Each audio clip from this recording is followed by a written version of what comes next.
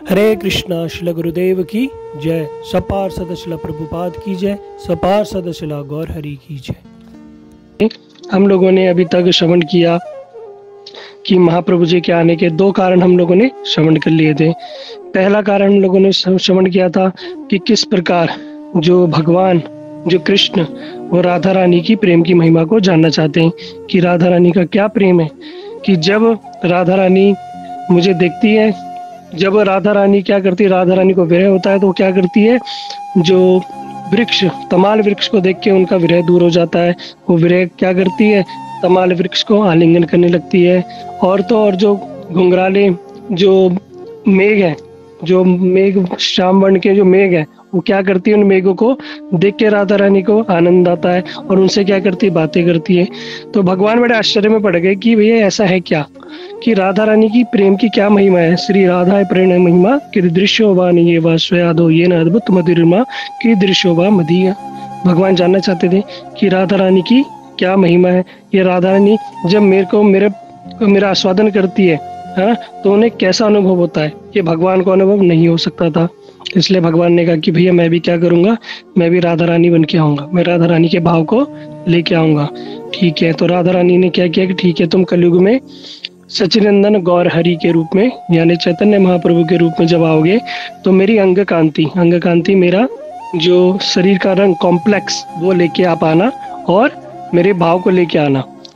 पहला कारण था ये कि राधा रानी के भाव को अंगीकार करके और भगवान कृष्ण उनके प्रेम की मधुरिमा को चेक करने के लिए, देखने के लिए, उसका आस्वादन करने के लिए भगवान आए। दूसरा कारण हमने सुना था, जो उस समय जो कलयुग इस प्रारंभ हो चुका था और संसार की बड़ी दयनीय स्थिति हो चुकी थी। सब जगह मुसलमानों का बड़ा कब्जा था और उन लोगों ने क्या किया था, सब जगह जो वैष्णव संप्रदाय प्राय लुप्त हो गया था। लोग क्या करते थे, गीता शास्त्र भागवत रामायण पढ़ते तो थे, लेकिन किस लिए, शास्त्रार्थ करने के लिए, अपना पांडित्य सिद्ध करने के लिए, और ज्यादा से ज्यादा पूजा पाठ ये सब करते थे किस लिए, कि बस मुक्ति मिल जाए।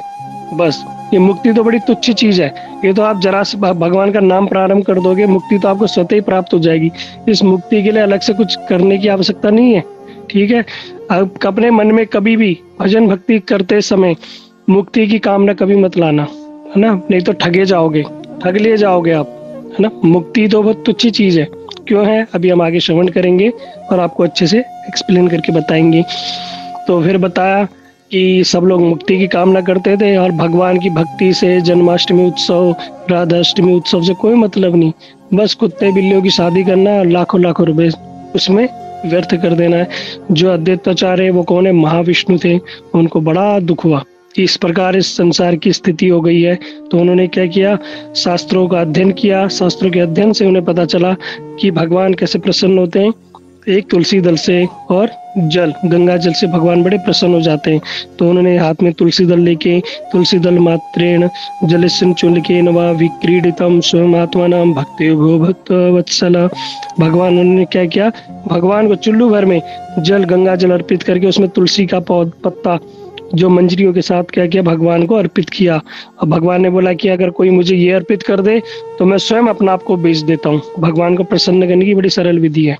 इसलिए अभी तो सर्दियाँ समाप्त हो चुकी है और तुलसी जो होती है, जो लोग क्या करते हैं, तुलसी जी को संभाल के रखते हैं, अपने घर में शेड में रखते हैं, छाव या उनके ऊपर कोई वस्त्र चुन्नी इत्यादि रख देते हैं, तो उनकी तुलसी बच जाती है। जो पाला पड़ता है सर्दियों में, नहीं तो होता क्या है, उस पाला पड़ने से जो तुलसी की जड़ होती है वो शुष्क हो जाती है और उनसे क्या होता है, वो खत्म हो जाती है, डेड हो जाती है ना। तो इसलिए अच्छा नहीं माना जाता। इसलिए क्या करना चाहिए, तुलसी जी की बड़ी सुंदर सेवा करनी चाहिए। सर्दियों में उनको बचाना चाहिए, कहीं गर्म स्थान पे रखना चाहिए, ढका हुआ रखना चाहिए, जहाँ पे उन्हें जल कम देना चाहिए, और जहाँ पे धूप हो तो वहां जाके उनको धूप में रखना चाहिए। गर्मियों में ज्यादा धूप नहीं होनी चाहिए, उनके ऊपर छाया होनी चाहिए। 2 टाइम जल देना चाहिए, सुबह शाम थोड़ा। ठीक है, कुछ लोग कहते हैं भैया संडे को नहीं देना, रविवार उसको नहीं देना, द्वादशी एकादशी नहीं, रोज दो, सेवा करनी है ना। सेवा के उद्देश्य से थोड़ा जल देते रहो। तो ये तुलसी जो है भगवान को अति प्रिय है और तुलसी भगवान को अर्पित कर दो तो भगवान कह रहे कि भैया मैं अपना आप को भी बेच देता हूँ। एक तरफ पलड़े में तुलसी पत्र रख दो और एक तरफ भगवान को रख दो, तो भी कहते, भगवान कहते तुलसी का पलड़ा भारी रहेगा। ऐसी महिमा है तुलसी की। तो उन्होंने क्या किया, भगवान को बुलाया। जब भगवान का आह्वान किया तो भगवान तो क्षीर सागर में सो रहे थे, और जब सो रहे थे तो हुआ क्या, भगवान की निंद्रा खुल गई। भगवान को आना तो था राधा रानी के भाव को लेके, अंग कांति को लेके, लेकिन उन्हें फिर जल्दी आना पड़ा। क्यों जल्दी आना पड़ा? क्योंकि उनको उनके भक्त ने, जो अद्वैताचार्य ने पुकारा है, तो भक्त की वाणी को श्रवण करके, उनकी पुकार सुन के भगवान को आना पड़ा। ये दो कारण हम लोगों ने सुन लिए थे, ठीक है। तीसरा बड़ा इंपॉर्टेंट कारण, तो ये थे भगवान के आने के मुख्य कारण था, और एक था मुख्य का गौण। अब हम सुनेंगे, पहला कारण था मुख्य का मुख्य, दूसरा मुख्य का गौण। आज हम सुनेंगे कि मुख्य का गौण कारण, कि भगवान के आने का सेकेंडरी कारण क्या थे, है ना। गौण का मुख्य सेकेंडरी कारण क्या था? तो बताया गया कि भगवान के आने का सेकेंडरी कारण क्या था। हमारे जो गोस्वामी जी एक विदग्ध माधव एक ग्रंथ में, मंगलाचरण में, महाप्रभु जी का स्वरूप का वर्णन करके और सारे भक्तों को बता रहे। ये सुनकर सारे भक्तों के हृदय में बड़ा आनंद हुआ। क्यों? उन्होंने बताया कि रूप गोस्वामी ने वहां पे क्या किया, सबके सामने प्रकाशित कर दिया कि महाप्रभु जी ही कृष्ण है। उन्होंने, रूप गोस्वामी ने सबके सामने ये प्रमाणित कर दिया कि महाप्रभु जी ही कृष्ण है। जब भगवान कृष्ण, मैं देखो सरल भाषा में बताने का प्रयास करूंगा क्योंकि बहुत सारे नए भक्त हैं। जब कलयुग में भगवान कृष्ण ये महाप्रभु जी आए, लेकिन कोई नहीं जानता था, बहुत सारी घटनाएं, कथाएं। तो हम सीधा टॉपिक पे, पॉइंट पे आ रहे। तो एक रूप गोस्वामी जो थे, जो ब्रज के, अब आप लोगों ने सुना होगा, बड़े, जिन्होंने राधा गोविंद देव की स्थापना करी है ना, मूल जो वृंदावन के जो राजा है, जो अभी जयपुर में विद्यमान है। तो जो रूप गोस्वामी जो थे, वो भगवान के बड़े प्रिय भक्त थे, और वो उनको बताया कि वो है भगवान की लीला में रूप मंजरी। ठीक है, इस चीज को समझना थोड़ा हो सकता है आप लोगों को समझने में थोड़ा हल्की सी कठिनाई हो, लेकिन इस चीज को अगर आपने समझ लिया तो कहते हैं आपने भक्ति का 90% समझ लिया। ठीक है, इस चीज को समझना, ये बड़ी इंपॉर्टेंट चीज है। हमारे गुरुदेव, परम गुरुदेव, जो सारे के सारे जो भक्त लोग हैं, इसी चीज को हमें समझाने आए। इस चीज को अच्छे से समझना। मैं बिल्कुल सरल भाषा में, बिल्कुल स्तर को नीचे करके बताने का प्रयास करता हूँ आपको। तो वहां पे हमारा एक श्लोक है चैतन्य चरितामृत के अंदर, उसमें बता रहे कि अनर्पित चरिम चिरात करुणा अवतीर्ण कलो समर्पित उन्नत उज्ज्वल रसम स्वभक्ति श्रीयम। आप देखते हो स्क्रीन में भी आप लोगों को शो रहा होगा, अनर्पित चरिम चिरात करुणा अवतीर्ण कलो समर्पित उन्नत उज्ज्वल रसम स्वभक्ति श्रीयम। ये श्लोक जो है चैतन्य चरितामृत के अंदर, आदि लीला के अंदर ये श्लोक दिया गया है। तो जो रूप गोस्वामी थे, जो भगवान की प्रिय भक्त थे, जिनको बोला गया मंजरी। ठीक है, अभी आप इस चीज को समझना, ये मंजरी है क्या। 3 तरीके के भाव होते हैं, है ना। हम लोगों ने श्रवण किया था कि भगवान की आप लोग घर में सेवा करते हो, सेवा तो करते हो, तो 5 रस में सेवा होती है। पहला जो सबसे रस होता है उसको बोलते हैं शांत रस। शांत मतलब बिल्कुल शांत, जो शांत भाव से भगवान की सेवा करता है। समझना सब लोग, ठीक है, ध्यान से सुनना, हो सके तो नोट्स बनाना इस चीज का। शांत रस में भगवान की सेवा करते हैं। भगवान के जैसे चामर हो गया, मोर पंख हो गया, उनके वस्त्र हो गए, उनके हार हो गए, उनका जो सेवा में लगने वाली वस्तुएं, ये सारी चिन्मय। चिन्मय मतलब इनके अंदर भी प्राण है। भगवान की जो चित्त जगत में जब है तो इनके अंदर प्राण है, लेकिन इस शांत रूप में भगवान की सेवा करते हैं। जैसे आप लोगों ने देखा होगा कार्टून में, है ना, टीवी भी बोलती है, चेयर भी बोलती है ना, सब बोलते हैं, फ्रिज भी बोलता है। तो ये क्या है, वहीं की छवि है, ये वहीं से लिया गया है। चित्त जगत में हर वस्तु चिन्मय है, लेकिन वो क्या करती है, शांत रह के भगवान की सेवा करती है। तो ये होता है शांत रस। इसके ऊपर बताया दास्य रस। दास्य रस में मतलब कुछ लोगों के अंदर ये भाव होता है कि भगवान हमारे प्रभु हैं, ये राधा कृष्ण हमारे प्रभु हैं, ये हमारे स्वामी हैं और हम उनके दास हैं, है ना। और इसलिए आप लोग देखना कि जो गौड़े वैष्णव होते हैं वो अपने नाम के पीछे लगाते हैं दास। उनको सब अपने नाम के पीछे दास लगाते हैं, मतलब कि हम भगवान के दास हैं। हम मालिक नहीं है, हम दास है भगवान के। मालिक तो भगवान है, है ना, ठाकुर जी ही मालिक है, हम तो दास है। तो ये होता है दास भाव, और दास भाव से ही क्या करते हैं, सेवा करते हैं। उस दास रस से फिर जो ऊपर का रस है, उस रस को बताया गया है वात्सल्य साख्य रस। साख्य रस मतलब भगवान हमारे सखा हैं, है ना। कुछ लोगों के अंदर ये भाव होता है कि भगवान ऐसे सखा है, मधुमंगल, श्रीदाम, सुबल सखा, ये भगवान के सखा है। इनके अंदर होता है कि भगवान हमारे मित्र हैं, और इसी भाव में भगवान की सेवा करते हैं, मित्रवत, है ना। अब इससे ऊपर जो रस होता है वो होता है वात्सल्य रस। जैसा मैंने पहले ही बताया कि बहुत सारी माताओं के अंदर ये वात्सल्य रस होता है। क्यों? कि ठाकुर जी क्या है, हमारे बालक है, ये हमारे गोपाल हैं, ये हमारे ठाकुर है। उस भाव से क्या करती है, वो उनकी सेवा करती हैं, है ना, ठाकुर जी की वात्सल्य रस में। फिर उससे ऊपर का जो रस है उसे बोलते हैं मधुर रस, है ना, सबसे मधुर, ये श्रृंगार रस। तो यानी कि ठाकुर जी जो कृष्ण है वो हमारे प्रेमी है, ये सबसे ऊंचा रस है। जो गोपियों का रस है कि ठाकुर जी हमारे प्राण प्रीतम है ना, बस वो उनके अलावा और किसी और को दिखती नहीं, उनका ठाकुर जी के प्रति प्रेम है। तो ये जो भाव है ये हमारे अंदर कब आएगा?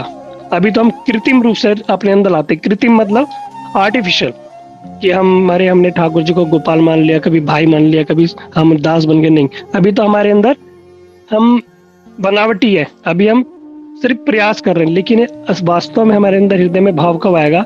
धीरे धीरे धीरे धीरे जब सेवा करते करते ठाकुर जी के साथ हमारा संबंध स्थापित हो जाएगा ना, तो हमें पता चल जाएगा अपने आप ही कि हम ठाकुर जी के सखा हैं या सखी है, या हम ठाकुर जी के माता पिता के रूप में हमारा संबंध है, या हम उनके दास है। तो हमें अपना स्वरूप ज्ञान हो जाएगा, लेकिन धीरे धीरे ये होगा। तो बताया गया श्रृंगार रस है, इस श्रृंगार रस के अंदर भी 3 भाव हैं, ठीक है। अब ये चीज जो मैं बताना चाह रहा हूँ इसको समझना। श्रृंगार रस के अंदर भी 3 भाव हैं। पहला होता है गोपी भाव, है ना। नए भक्तों के लिए थोड़ा समझना थोड़ा कठिन होगा, लेकिन मैं सरल करके बताता हूँ, है ना। तो सबसे ऊपर का जो भाव है वो होता है गोपी भाव। 3 भाव होते हैं श्रृंगार रस में। पहला है गोपी भाव। गोपी भाव मतलब कि गोपी बनकर कृष्ण को प्राप्त करना, है ना, कि हम क्या है, गोपियां हैं, और गोपी बन के हम क्या करेंगे, कृष्ण को प्राप्त करेंगी। ये कई प्रकार की गोपियां होती है, नित्य सिद्धा होती है, साधन सिद्धा, मतलब जो कोई तो नित्य है भगवान की, कुछ प्रिय हमेशा नित्य ही सखी वो गोपियां हैं, और कुछ है जो साधन करके भक्ति करके भगवान की गोपी बन जाते हैं, है ना। जैसे आप लोग देखना मीराबाई, ये क्या था, इनके अंदर गोपी भाव था कि मैं क्या करूंगी, कृष्ण को प्राप्त करूंगी। सिर्फ एक कृष्ण को चाहती है, अभी राधा रानी की बात नहीं है, ये सिर्फ कृष्ण को ही चाहती है कि मैं क्या करूंगी, कृष्ण को प्रेम, कृष्ण का प्रेम मुझे मिल जाए। तो ये बोला है गोपी भाव। अभी ये जो गोपी भाव है ये बड़ा श्रेष्ठ भाव है, लेकिन इससे भी ऊपर का जो श्रेष्ठ भाव वो बताया सखी भाव। सखी भाव, ये सखी भाव क्या होता है कि हम क्या है, राधा कृष्ण दोनों की प्राप्ति हो जाए, हमें राधा भी मिल जाए, कृष्ण भी मिल जाए, हम क्या बने, उनकी सखी बन जाए। अब देखोगे वृंदावन में बहुत सारी सखियां बन के घूमती हैं, वो आर्टिफिशियल है, कुछ हो सकती है कि वास्तव में भी हो। अब क्या करते हैं, ये अभी जगत में थोड़ा दिखावा ज्यादा हो गया है ना, जानबूझ के क्या करेंगे, वो कुछ ऐसे संप्रदाय हैं, वो क्या करते हैं, तुम्हें लिपस्टिक विपस्टिक लगा के, बिंदी बिंदी लगा के, साड़ी वाड़ी पहना के पुरुषों को, और कहेंगे तुम सखी जाओ, और वो क्या कहते सखी बन के घूमते हैं। तो क्या ऐसे बोलने से क्या सखी बन जाएंगे? ऐसा नहीं होता, ठीक है, ऐसा नहीं होता। ये तो हमें पता है ना, हमारा पुरुष अभिमान खत्म हो जाएगा क्या? अगर मैंने साड़ी पहन ली, बिंदी बिंदी लगा ली, तो क्या मैं अपने आप को स्त्री मानने लग जाऊंगा क्या? नहीं, वो पुरुष अभिमान खत्म नहीं होता, है ना। इसलिए जो सखी भाव है वो राधा कृष्ण की प्राप्ति के लिए होता है, लेकिन कैसे, भजन करके, है ना, कैसे नहीं। ये इनका भाव क्या होता है कि हम राधा रानी कृष्ण के साथ रहेंगे, कृष्ण को भी मिल जाएंगे, कृष्ण भी मिलेंगे हमें, राधा रानी मिलेंगे, इनके साथ जल विवाह विहार करेंगे, नृत्य करेंगे, इनके साथ विवाह उत्सव में जाएंगे, इनके साथ नौका विहार करेंगे, मतलब सखा उनके साथ ही रहेंगे, दोनों के साथ, राधा कृष्ण के साथ। लेकिन बताया गया इससे भी एक ऊपर बहुत अच्छा भाव है, इससे भी बड़ा श्रेष्ठ भाव है। क्यों? अब हमें पता चलना चाहिए टारगेट। अगर आपको पता चला आपने इंजीनियरिंग की है, किसी ने डॉक्टरी किया है, और किसी को बोला जाए भाई डॉक्टर तू बन तो गया, लेकिन तू कहाँ गली मोहल्ले में पड़ा है, अरे तेरे को बढ़िया सैलरी मिलेगी अमेरिका में, तू वहां जा, यहाँ तो तेरे को 10,000 रुपये, 20,000, 50,000 मिल रही है। अमेरिका में तुझे 1 करोड़ सैलरी मिलेगी। हर व्यक्ति के हाँ भैया मैं तो अमेरिका जाऊंगा। क्यों? जब मैंने इतना पढ़ाई की, डॉक्टरी की, तो अपना टारगेट क्या का बनाएगा? ऊंचा बनाएगा, है ना। हमेशा हम क्या करते हैं? अपना ऊंचा टारगेट बनाते हैं कि सबसे ऊंचा टारगेट अगर रखेंगे तो वही हमारा फिर जीवन का लक्ष्य हो जाता है। उसी प्रकार अभी हमें जीवन का जो हमारे भक्ति का सर्वोच्च जो भाव है वो है मंजरी भाव। मंजरी भाव मतलब हमें कृष्ण भी नहीं चाहिए, हमें राधा कृष्ण भी नहीं चाहिए, तो फिर क्या चाहिए? हमें सिर्फ राधा रानी के अनुगत्य में राधा गोविंद देव की सेवा चाहिए। ये होता है मंजरी भाव। हमारे गुरुदेव कहते हैं हमारे अंदर ये भाव होना चाहिए, मंजरी भाव, कि हम क्या करेंगे? राधा रानी के अनुगत्य में राधा गोविंद देव की सेवा करेंगे। सपने में भी कृष्ण को प्राप्त करने की नहीं सोचती, कभी भी नहीं। इसका एक कथा आती है। एक बार कृष्ण बड़े सुंदर घुंघराले केशों को अपना बना के, मोर मुकुट धारण करके, पीताम्बर वस्त्र पहन के, मुंह में तांबुल रख के और बढ़िया सुंदर सा बनमाला पहन के हैं, और अपनी बंसी लेके बड़े सुंदर मेकअप वेकअप करके ब्यूटी पार्लर से निकले और कहा जा रहे राधा रानी से मिलने। बीच में जैसे ही उनको बहुत सारी ये मिली, मंजरियां मिली। जो मंजरियां मिली तो उन्होंने क्या किया? घूंघट कर लिया। अब कृष्ण कह रहे भैया मेरी तरफ देखो तो सही, बात तो कर। कृष्ण उनसे बात करना चाह रहे। क्यों? कि कृष्ण सोचे कहीं ये मेरे को देखेंगे तो तारीफ तो करेंगे कि कहा ना आज तो बड़ा सुंदर लग रहा है, आज बड़ा चोखा लग रहा है, लेकिन कोई क्या है, ये मेरी तरफ देख ही नहीं रही। अब कृष्ण जो है बड़े गंभीर हो गए कि मैं इतना एक तो सूझ धस के आया हूँ, अभी मैंने फेशियल वेशियल करा के बढ़िया सा है ब्यूटी पार्लर से होके आया हूँ। क्या आवाज क्लियर नहीं है क्या मेरी? कुछ लोग हैंड रेज कर रहे हैं। क्लियर है प्रभु जी। हाँ, तो हो क्या रहा है कि अब कृष्ण सोच रहे मैं तो इतना सुंदर ही बन के आया हूँ, लेकिन ये सारी मंजरियां मुझे देख क्यों नहीं रही। तो उन्होंने पूछा एक मंजरी से कि तुम मुझे क्यों नहीं देख रही? तो उन्होंने जो बोला ना उसको समझना। मंजरी ने बोला कि नहीं, अभी हम तुम्हें नहीं देखेंगी, अभी तुम क्या हो? तुम्हें राधा रानी ने अभी भोग नहीं लगाया। भोग नहीं लगाया मतलब अभी तुम भोग हो, अभी तुम्हें राधा रानी ने ग्रहण नहीं किया, है ना। तुम क्या, अभी तुम्हें अमनिया, अभी तुम अमनिया किया गया है। और तुम जब राधा रानी के पास जाओगे, जब राधा रानी तुम्हें देख के तुम्हारा आस्वादन करेगी, तुम्हारी संग करेगी, जब तुम्हें देख के प्रसन्न हो जाएगी, उसके बाद हम देखेंगी, उसके बाद हम देखेंगे। क्योंकि राधा रानी क्या है? हमारी स्वामिनी। राधा रानी से पहले हम तुम्हें नहीं देखेंगे। तो कृष्ण बड़े आश्चर्य में पड़ गए कि कैसा इनका राधा रानी के प्रति कैसा उच्च भाव। तो कृष्ण क्या करते हैं? ऐसी मंजरियों के भी चरणों में गिर जाते हैं, ऐसी मंजरियों के चरणों में भी गिर जाते हैं कि मेरी जो राधा रानी के प्रति इतना उच्च भाव, ये इतना उच्च भाव, ये कौन सा भाव? ये मंजरी भाव, है ना। तो भगवान कृष्ण बड़े प्रसन्न हो जाते हैं, क्योंकि जो मंजरी भाव है ना, उनका जीवन का एक ही लक्ष्य है। एक ही लक्ष्य है। क्या है? कोई बता सकता है? मंजरी भाव का एक ही लक्ष्य है जीवन का, कि हमारे जीवन का क्या है? अंजी कनिष्ठ भक्त कौन?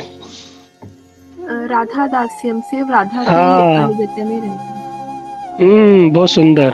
राधा दास्यम, इस चीज को समझना। अगर आपने इतनी बात समझ ली तो आपकी 99% भक्ति हो गई। समझना इस चीज को। हमारे गुरुवर्ग जो वैष्णव जन, भगवान स्वयं चैतन्य महाप्रभु जी इस बात को बताने आए, हम जैसे कलयुग के बद्ध जीवों को, कि हमारा भाव क्या होना चाहिए? राधा दास्यम, हम राधा रानी की दासी हैं। राधा रानी की दासी क्यों बोला? क्यों मंजरी भाव क्यों बोला? कि बताया गया, देखो जड़ में पानी डालोगे, जड़ में पानी डालने से पूरा वृक्ष हरा भरा हो जाता है, वृक्ष भी हरा भरा हो जाता है, उसमें पुष्प भी लगाते हैं, और पुष्प लगने के बाद पुष्प में क्या लगती है? मंजरियां। मंजरियां लगती छोटी छोटी। आपने तुलसी में भी देखी होगी मंजरी। तो जल तो मिला जड़ को, हिष्ट पुष्ट हुआ वृक्ष, फल भी, फूल भी सब प्रफुल्लित हो गए। लेकिन सबसे ज्यादा रसादवन किसका हुआ? सबसे ज्यादा जो रसादवन, जो आनंद किसको मिला? बोलता है मंजरी को।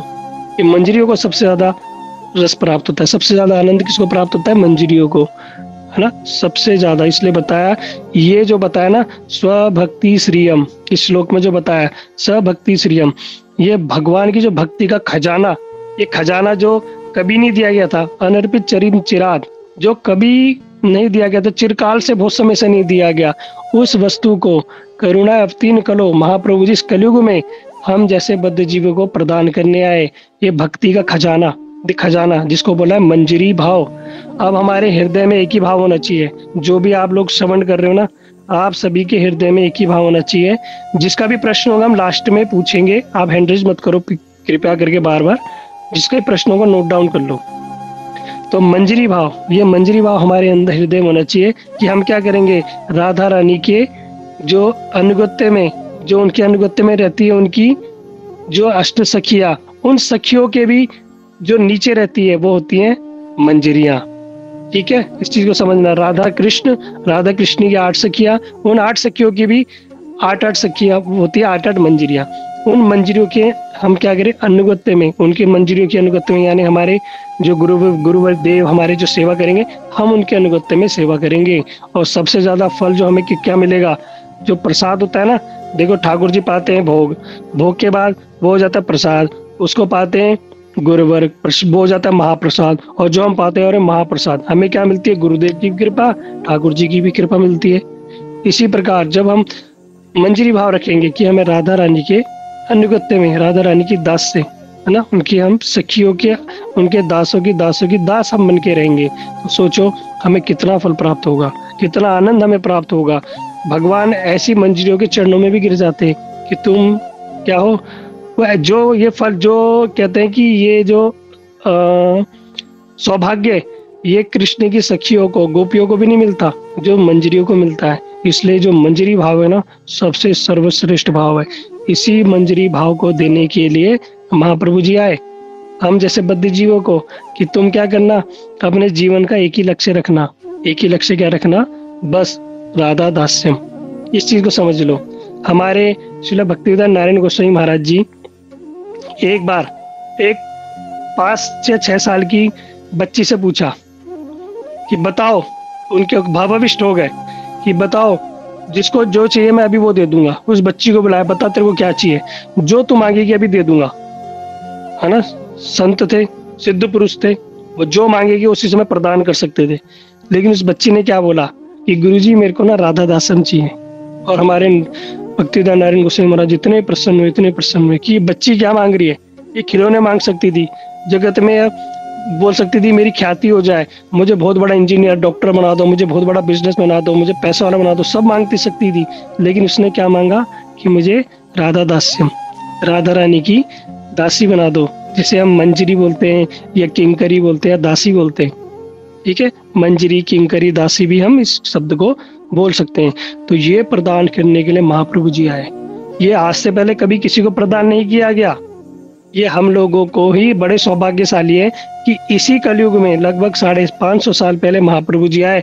और क्यों आए, कैसे आए, भक्त अवतार, भक्त बन के, है ना। लेकिन जो भक्त तो बने, लेकिन उन्होंने क्या किया, रूप गोस्वामी ने सबके सामने महाप्रभु जी के स्वरूप का वर्णन कर दिया कि अरे ये महाप्रभु जी कौन है, यही साक्षात कृष्ण है, यही साक्षात कृष्ण है।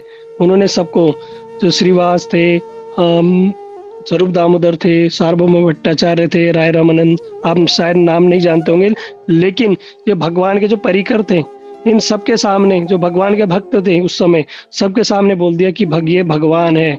लेकिन भगवान ने बोला भैया किसी को मत बताना, किसी को बताना मत। लेकिन रूप गोस्वामी ने क्यों बताया, कि ताकि सबको पता चल जाए कि ये कृष्ण है और सब इनकी शरण ग्रहण करें, है ना। शरण ग्रहण करके जो ये वास्तव में देने आए ना वस्तु, वो हमें पता चले। क्योंकि अगर हमारे, अभी आप लोगों ने देखा होगा, देखिए साधारण जागतिक बात बताता हूँ, एक चाय वाला है, बड़ा फेमस है, कौन बताएगा, उससे मिलने बिल गेट्स आया, हाँ जी, कमला नेगी,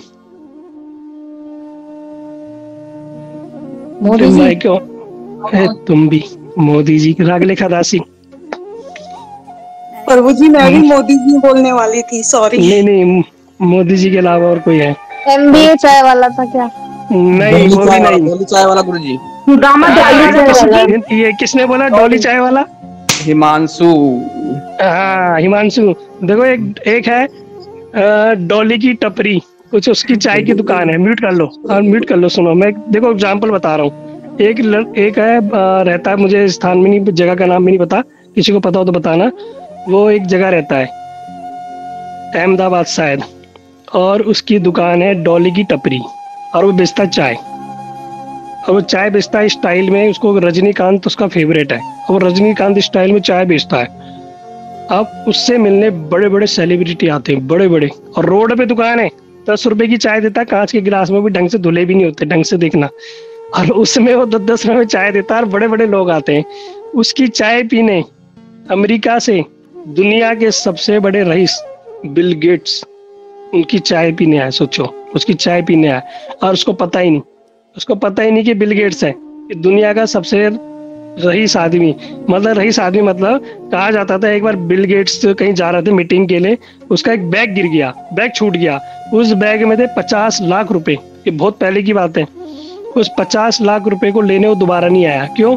क्या कि अगर मैं उसे लेने जाऊंगा ना तो उतने, इससे ज्यादा तो मेरा नुकसान हो जाएगा, इससे लेने में जाऊंगा मैं, टाइम जितना मेरा समय लगेगा उतना तो मेरा नुकसान हो जाएगा है। तो उन्होंने क्या किया बिल गेट्स ने, कि वहां पे उसके पास गया, लेकिन वो डॉली जो चाय वाला था उसको पता नहीं, उसके लगा कोई अंग्रेज आया होगा, उसे लगा कोई अंग्रेज आया होगा, और उसने उसको चाय वाय पिलाई, लेकिन बाद में पता चला उसको कहीं करोड़ों रुपए उसको दिए गए, लेकिन उसको बाद में पता चला।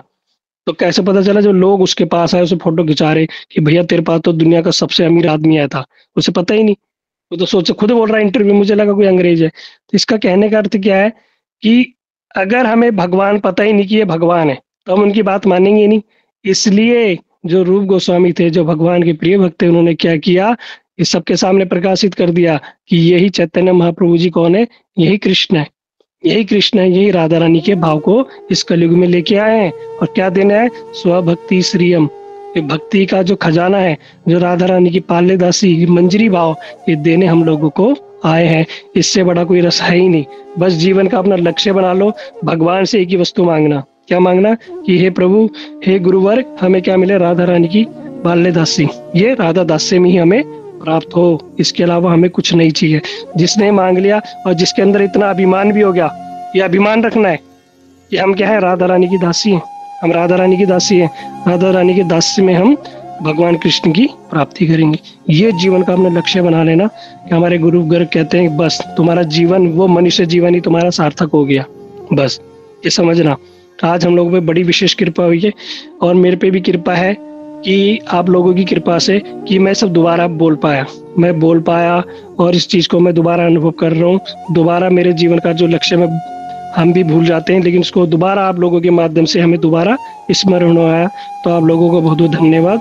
ठीक है, इसलिए आप सभी लोगों से मेरी प्रार्थना है कि जो आप समय दे रहे हो, इसका सदुपयोग ही यही है जो आप लोगों ने सुना, कि किसी प्रकार बस हमें राधा रानी का दास्य भाव हमें प्राप्त हो जाए। स्वभक्ति श्रीयम, यही महाप्रभु जी देने के लिए इस कलयुग में आए।